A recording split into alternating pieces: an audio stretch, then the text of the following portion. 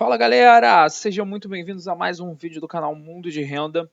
Hoje eu resolvi fazer a atualização desse carinha aqui do XPPR 11, tá? Esse fundo aqui, cara, foi um fundo especial para mim, porque foi o vídeo que eu fiz sobre esse fundo lá atrás em novembro, que deu uma impulsionada boa no canal aí, o vídeo viralizou, né? A gente teve mais de 3.000 visualizações, então eu resolvi fazer uma atualização desse case aí para vocês, tá?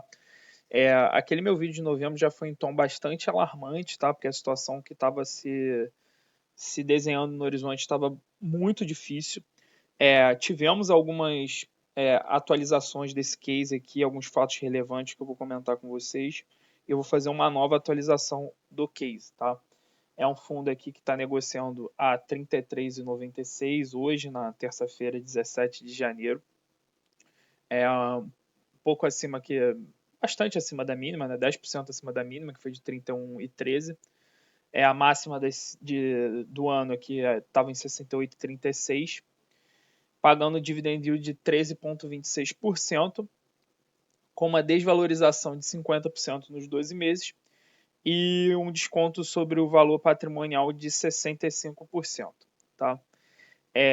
Bom, primeiro ponto, a gente fez aí o primeiro vídeo dele, falando dele lá para novembro, né? Foi início de novembro aqui, quando a cota estava por volta de R$ 40. Então, quem nos ouviu lá atrás conseguiu pegar, na realidade foi menos, né? Foi tipo aqui uns 45, se eu não me engano, conseguiu evitar aqui uma queda de 28 no ponto mínimo e agora 22%, tá? E, enfim, vamos relembrar um pouco aqui desse case, desse fundo, né? Não olhem para esse dividend yield, porque ele, na realidade, é o valor da cota que está caindo vertiginosamente. Vou pegar um gráfico aqui maior. Lembrando que esse fundo fez um IPO na base 100, chegou a negociar por R$ 127, e desde então só faz cair, né? O dividend yield dele está alto, porque o valor da cota está caindo muito, né? Nos últimos 12 meses aqui 50% de retração no valor da cota. E o rendimento pago também vem caindo, tá? A gente vê aqui pelo gráfico como ele começou o ano pagando 45 centavos, depois caiu para 35 e agora tá pagando volta de 30 centavos. E na minha opinião, esse valor aqui tem tudo para ser reduzido ali para na faixa de 15, 20 centavos, tá bom? O que aconteceu com esse fundo aqui? Esse fundo investe em lajes corporativas, tá? Em escritórios. O problema desse fundo foi que ele fez muitas aquisições com alavancagem, tá? E ele está sofrendo muito para reduzir a vacância das lajes que ele comprou com alavancagem. E essa alavancagem está próxima de vencer e o fundo não possui saúde de caixa para poder honrar com os compromissos dessas alavancagens, tá? Conforme eu alertei lá no outro vídeo, a situação desse fundo é muito complicada. Ocorreram algumas movimentações nesse ínter desse vídeo para o outro, que eu vou mostrar para vocês. Basicamente, um fato relevante, ele conseguiu vender um dos imóveis do fundo, tá? Mas mesmo assim, ainda julgo que não o suficiente para resolver todo esse imbróglio desse fundo. Esse fundo é muito complicado. Eu não recomendo ninguém que não entenda muito bem do que está fazendo resolver entrar nesse fundo. Obviamente que ele pode ter um potencial de ganho muito grande, ganho de capital, basta que do dia para a noite ela apareça com a locação do prédio inteiro, do Faria Lima Plaza inteiro, por exemplo. Isso faria com que a cota do fundo explodisse para cima, né? Mas a situação que se aponta não é nesse sentido, tá? No sentido de que esse fundo vai ser um case interessante de se estudar. Recomendo todo mundo estar acompanhando de perto esse case aqui, porque pode ser a primeira vez que um fundo imobiliário vai sofrer algum tipo de execução por conta de alavancagem, tá bom?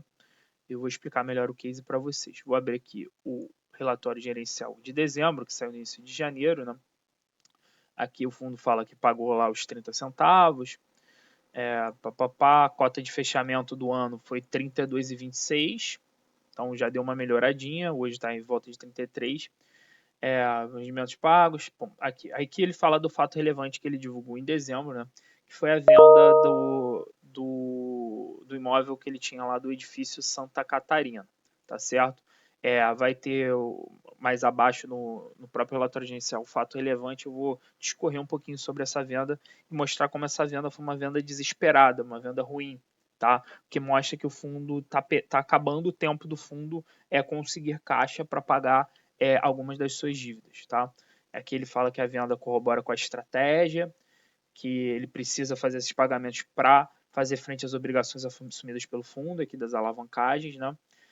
E outras alienações estratégicas podem ser realizadas a qualquer momento, tá? E eu vou apontar para vocês quais que eu acho que são os imóveis que ele está tentando vender, perfeito? Aqui mais abaixo vai ter os detalhes também da comercialização dessas lajes, tá? Primeira coisa que vamos olhar a mini DRE. Em dezembro ele conseguiu gerar um resultado aqui até um pouco acima da distribuição, mas a gente vai ver mais abaixo que ao que tudo indica foi alguma coisa, eles não especificam aqui, a XP faz relatórios gerenciais muito pouco explicativos, né? Não dá para entender por que teve esse aumento de receita aqui em dezembro, eles não fazem nenhum tipo de disclaimer nesse sentido, mas a gente vai ver que ele vem de meses aqui gerando um resultado bem abaixo dessa distribuição de 0,30, né? O que nos faz entender, acender as luzes vermelhas de que essa distribuição em breve pode cair novamente, tá certo? Aqui a gente vê essa situação que eu estava explicando para vocês. Olha, veja bem, desde que ele começou a distribuir na casa de 30 centavos, ele vem tendo um resultado de 20, 19, 18, 15 e agora em dezembro ele teve um resultado de 0,37. Como a gente não tem explicação de por que veio esse resultado, se foi algum tipo de pagamento antecipado, algum tipo de pagamento de algo que algum locatário devia, a gente não consegue entender aqui de fato qual é o patamar médio de recebimento dele atual. Ao que tudo indica, é esse patamar aqui dos seus 18 centavos. Tá? Então, a distribuição em breve pode passar por mais um ajuste, tá certo? Aqui falando um pouco do volume médio diário de negociações. Tem um volume médio diário de negociações bom, não acho ruim, não. O tamanho desse fundo, deixa eu ver aqui qual é o tamanho dele, para ver se ele é um fundo grande, qual é o tamanho do PL do fundo. É um fundo aqui de 500 milhões, é um fundo de médio porte, então ele tem um volume de negociações aqui até bom para o tamanho do fundo. Mas as negociações que estão ocorrendo agora são muito especulativas, tá? Então prestem bastante atenção caso vocês optem por entrar nesse fundo aqui, tá bom?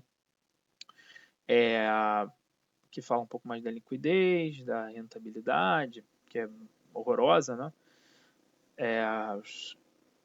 Aqui traz o valor da cota a mercado, o valor da cota mais rendimentos e o IFIX, né?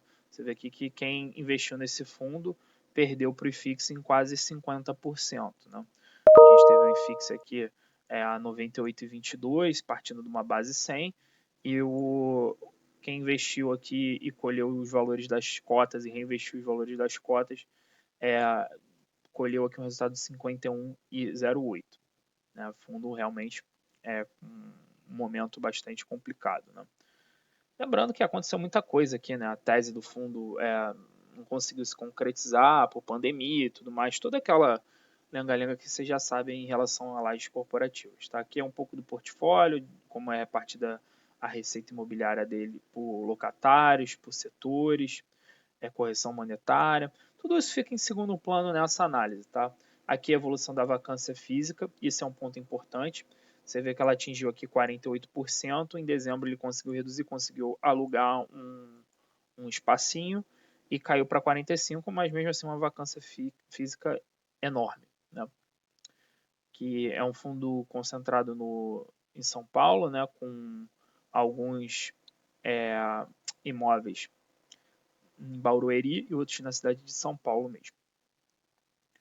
Aqui falando um pouco dos ativos, né? Já com o Santa Catarina fora, que ele vendeu, ele tem esses três ativos aqui, o Corporate Evolution, o Itaú e o Faria Lima Plaza. O Faria Lima Plaza é a joia da coroa, tá? É o ativo que eu acho que ele tem maior liquidez para poder vender, um valor de mercado melhor, tá?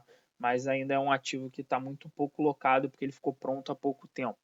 Tá? Esses outros dois são bons ativos também. Eu acho que ele vai partir para tentar vender esses dois daqui, que são ativos menores, por isso devem ter uma liquidez um pouquinho melhor. Tá? Vamos ver as cenas dos próximos capítulos. Aqui falando um pouco do detalhamento, né, de cada contrato de locação que ele tem. Então aqui a gente vê que ele tem por exemplo, no Evolution ele está com 44%, ele tem 44% da ABL e tudo isso aqui de vago, ó, vago. Ele tem basicamente 11, 12, aí aqui ele tem mais 15, tá praticamente metade um pouco mais da metade aqui, talvez 2/3 dele vago, né? Aqui o edifício Tower também, o detalhamento do Rebouças, do box 280, 298, que é o que eu acho, que é um desses aqui que eu acho que ele vai tentar vender, e o edifício Rebouças também, tá? Então assim, o edifício Rebouças a gente vê que ele tá vago, e o box também com sua maioria aqui vaga também. Isso dificulta na hora da venda, né? Que uma coisa é você vender um imóvel performado e a outra é você vender um imóvel totalmente vago. Não, na realidade esse aqui é o do edifício Faria Lima Plaza, aqui para cima, né? Então a gente tem aqui o Rebouças que está com o Nubank, né? Então o Rebouças está performado, ele tem o Nubank lá dentro dele. E o Box 298 é que está completamente vago, né? É aqui com 1,4% da BL, 1,2% da BL, que é a participação efetiva do fundo, tá? Aqui é uma atualização que ele traz a média, né, do mercado na região de Barueri. Você vê que a vacância aqui está muito alta ainda e está em tendência de alta ainda. Então, 31% de vacância. E aqui é da região da Faria Lima, né, que ele tem uma vacância bem menor e pode ser que aqui que esteja a oportunidade dele, né, em performar os imóveis dele que estão na Faria Lima, que é o Faria Lima Plaza, tá? E aqui ele traz uma pirâmide aqui de um funil, né, de negociações, tanto da região de Alphaville, você vê aqui que em alta, em fase de assinatura, 0, como na região da Faria Lima, em São Paulo, que também 0. Então, assim, a perspectiva dessa vacância, dele resolver esse problema, reduzindo a vacância, é baixa, e ainda mais com pouco tempo que ele vai ter para estar fazendo o pagamento das dívidas dele, tá? Aqui é o fato relevante que eu havia mencionado da venda do edifício Santa Catarina, né?